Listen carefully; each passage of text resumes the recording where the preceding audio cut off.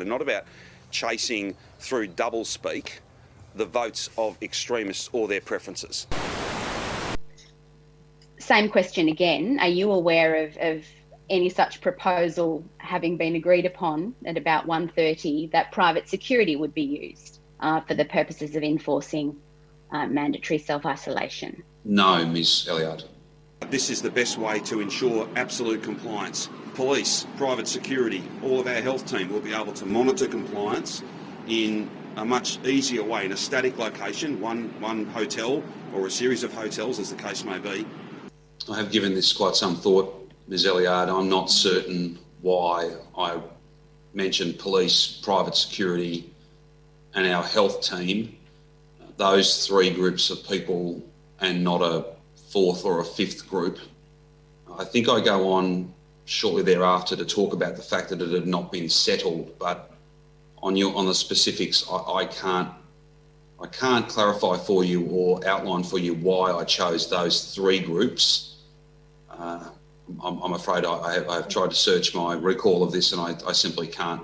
I'm very grateful to the Prime Minister for him agreeing to this be a true partnership between Victoria Police, our health officials, as well as the Australian Defence Force. I think that will work very well. I don't believe ADF support was on offer. And ADF support has been provided in very limited circumstances in New South Wales, not to provide security as such, but to provide transportation from the airport to hotels.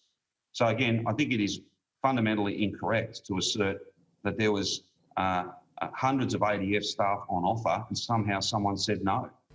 The board has heard evidence that on the 27th of March, in the initial planning meeting that occurred at the State Control Centre, there was some discussion about the extent to which the ADF would play a role, and the Emergency Management Commissioner, Mr Crisp, says, and gave evidence that this was his view, that he didn't see that on-the-ground ADF assistance was required at that time. Are you aware of that?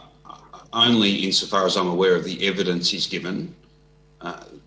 What was required was not something that I would have been determining, which I think is the sequence of events that you're describing. Okay. So I take it that, yes, you're aware now that he's given that evidence. You weren't aware at the time that he had that view?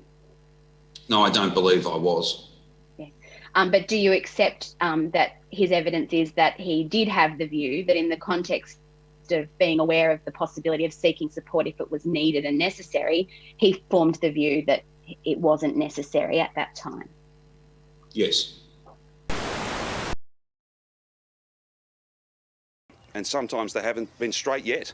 They're sending all sorts of mixed messages, and that's dangerous. That's dangerous. What do we want to see? Somebody actually getting hurt? Yeah.